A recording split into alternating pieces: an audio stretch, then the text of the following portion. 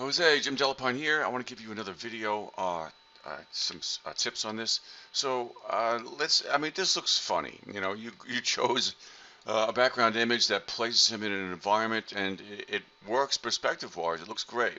So I just want to make some suggestions here. Okay. So if we look at this image here, if you know, he kind of gets a little lost in this busyness. So I'm going to suggest that we do this. That we slide this over and make this kind of symmetrical, where the openness in the street kind of helps bring out the main character more, and maybe even slide this over a little bit more. I'm looking at the manhole cover. Well, I don't know. Maybe something like here. Uh, Again, these are just suggestions. I'm just trying to make this whole thing help him stand out more because of the sky. So maybe something like right here, since he's kind of in a crosswalk here. Okay, and this manhole isn't getting in the way too much. Well, but also, oops. Let's see. Let me bring this down a little bit more. That's as far down as I can go. Okay, so let's do that. Now, um, I want to also suggest, first of all, you cannot have senior slice in there. You have to have the exact name of the character. Okay, so, and I'm looking at what you did here. I mean, you did a good job with this. However, the eyes, when you use the layer mask for the eyes, what you needed to do was use a hard edge brush. So what you can do is go in with your paintbrush, make sure it's at 100% hardness, okay? And this way, let's see, with the right eye selected, black is your foreground color. Let me get my brush size up. Whoops, it is up. All right, so now, let me zoom in. Now, if you paint, oh wait, I had the wrong, it's this one. Okay, so if I use this layer mask, painting the layer mask, and now I have a hard edge, now it looks like it's going, now it's not blurry. Okay, you can't have that blurry, otherwise it's kind of, you want it to look like it's kind of inset in there. So now, okay, so now I have that. All right, so let's say that's my shape. Now to make it look like it's inset in there, I would suggest perhaps a layer style. So I'll go with the layer style for that white part. And let's see, drop shadow would work. And also, let me choose outer glow. Actually, outer glow and drop shadow works even better. So if I select outer glow, this way you get, as long as it's black, and this is in normal, you kind of, it looks like it's inset in there, okay? So that's what you want. All right, so I think that helped. All right, so there's that. And you need to also create the shadow here. So you want this watermelon slice to look like it's on top of the pizza. So I see you tried to do it here. It's really not looking effective enough. So here's how to do that. So with this layer active, I'm going to create a new layer above that. I'll then Control or Command click on the layer mask for the body layer, so that selection is active. That's important. Okay, so you have this new layer above the body layer. Now you're going to paint with gray, so I'm going to click on the foreground color and then just choose a medium to dark gray, and then with your paintbrush at 0% opacity, I'm sorry, 0% hardness, and a relatively large brush.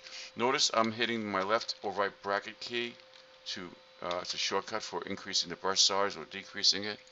So now if I paint on this, you're essentially painting gray on top of the pizza, but on its own layer. But now you're going to put that into multiply mode. Okay, so now it multiplies the pixels in the underlying layer. Now it looks like it's a shadow. And you also have control over the darkness and lightness of it because it's on its own layer, so you could decrease the opacity. All right, so you need to do that. I would do that technique with the soft edge brush onto this bread under the pizza and onto this other bread under the pizza, okay? Actually, I had asked you to make it look like it's going into the pizza. So you can kind of do that. But if you accomplish those, I'd be very happy. You also need to go to this celery area here and mask out the interior. Okay, you may want to try this. Going to Magic Wand tool, clicking in the middle, and just with the layer mask active, filling that with black. By Alt or Option Delete, fills it the foreground color, and there you go. All right, do that for all this little negative space. You're gonna have to get in there really close and do that, and or manually paint it out using your paintbrush with a small brush. All right, you may have to get in there and really just wait a second. A painting with black. This is the arm here. Okay, oh, I forgot to deselect. All right, so that means getting in there really close. All right, and so that will help. Now, with regards to the text, I have a thought on this. All right, so let me go up here. Forget about Senior Slice. I have Flippin' Food Fred. So I just typed this out before. So I will select this. Let me center this. Actually, let me just do this also. Let me bring this up to one line. Because what I'm going to do is place this in the street. All right. It'll kind of look interesting, I think. So I'm going to scale this up. Forget about the color for now. I'm going to scale this up really big. All right. I'll go something like this. Okay. Now what I'm going to do is, and forget about the color. I know it's a weird color for this. I'm going to then rasterize the text by right-clicking on that layer or selecting it, selecting rasterize type, because I want to create a perspective out of it, and perspective won't do it on a text layer. So now I'll go to Edit, Transform, Perspective. Then if you pull the bottom out, it's going to be too much. So let me do this, then pull the top in.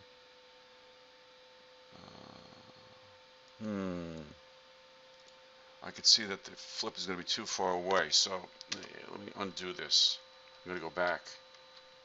I want to keep this as text. So here's what I want you to do. I want you to select the text, hit Control T or Command T, and decrease the amount of space in between the lines. Okay, so if you click on this drop-down menu, you can see you can select different, leading. It's called leading. It's amount of space in between lines of text. So you can also scrub it by clicking and dragging to the left or right. So if I drag to the right, do that. So basically, I want this to really be touching almost.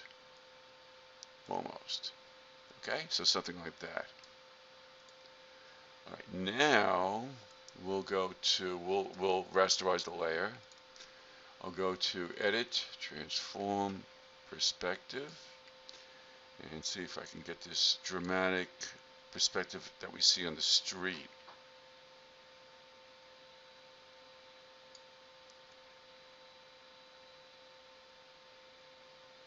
Okay, I think, see, I'm looking at these lines here. I'm trying to match the lines on the street. So we'll do that. Doesn't really work out because these lines work out, but I guess that'll be fine. All right. Now,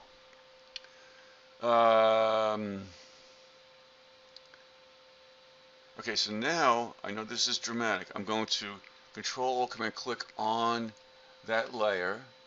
I'm going to hide the text. Then I'm going to go down to your background layer, right? So with that background layer active, I'm now going to hit Control J. That will bring a copy of what was in that selection to the layer above. Okay? So now, you can't see it as seamless, so now you're going to double click on this, You go to select bevel and emboss, and you'll see it immediately pop up. And then you would experiment with the settings for this by selecting the name, and then I'll try outer bevel. That looks a little weird. You're gonna have to, you can experiment with the text, with the depth. Let's see, inner bevel looks like that. Let's try emboss. Looks like it's coming out up off the street. So and then you can also make it a color if you want to help it stand out by selecting a color overlay. Right, and then if I click on this color box here, I can sample this red to match the color of the watermelon. I can decrease the opacity of it, something like that. All right, so I'll stick with that. All right, so I'm not crazy about how it looks, but all right. So I hope that helped. Some additional tips, and take care.